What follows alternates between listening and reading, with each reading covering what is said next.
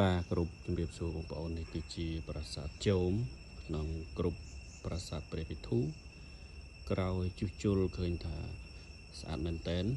ទោះបីថាយើងប្រើថ្មថ្មីខ្លះយើងឃើញពណ៌ថ្មីតែជាងដែលជួសជុលគឺស្អាតមែនតែនមកបាទបងប្អូនបាទខាងបុរាណវិទូខ្មែរយើងហើយនឹងបុរាណវិទូរបស់កូរ៉េខាងត្បូងបាទអ្នកទទួលបន្ទុកជំនួយអីគឺពីកូរ៉េខាងត្បូងនេះព្រះវិស្ណុ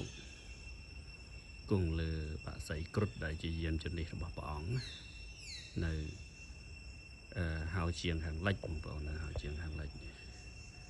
ស្អាតណាស់បងប្អូននេះក្រោយជួសជុលហើយទឹកដៃមិនធម្មតាណាបងប្អូនជាងបាទខ្មែរហើយនឹងកូរ៉េបាទបងប្អូនជួយកូរ៉េខាងត្បូងណាបាទអរគុណច្រើន